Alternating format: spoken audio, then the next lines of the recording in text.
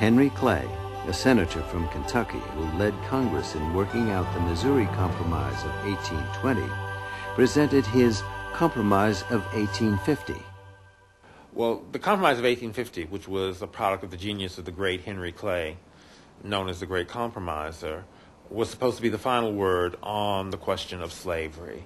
Slavery was to be no longer an issue of debate in American political discourse.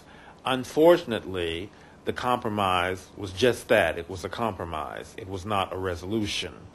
And it did not stop people in the North from thinking that somehow their interests had been shortchanged for those of the South. Here's what his plan would do. Texas would relinquish its disputed territory, an area amounting to 1/3 of all its land. In exchange, Texas would receive $10 million from the federal government. The territories of New Mexico, Nevada, Arizona, and Utah would be organized without mention of slavery.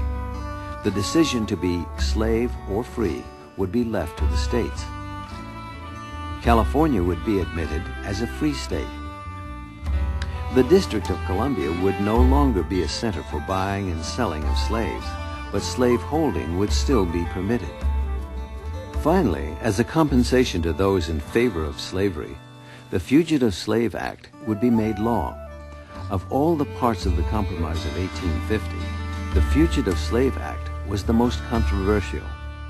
What particularly irritated the people of the North was the provision for a new Fugitive Slave Act, which now required Northerners to return runaway slaves to the South.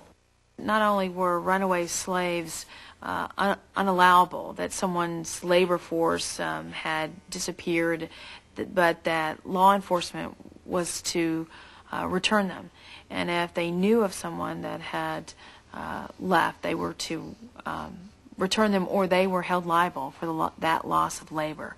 So it was very much, slaves at that point were seen as instruments and tools of labor, not as human beings, not as those that would have equality at all. The Underground Railroad was this movement to ferret slaves out of the South to the free territory of the North, and in some cases even into Canada. It had operatives like Harriet Tubman, who would help slaves to escape into the land of freedom. Slaves were often disguised, moved by night in wagons, or somehow put on ships and sent to ports where they would disembark to be met by groups in the North called vigilance committees, who would help them then establish themselves as free people in Northern Territory. Speaking in favor of Clay's proposal, fellow Senator Daniel Webster, a very persuasive speaker, presented strong arguments in favor of the Compromise of 1850. The Senate passed the proposal, but it did not end the debate over slavery.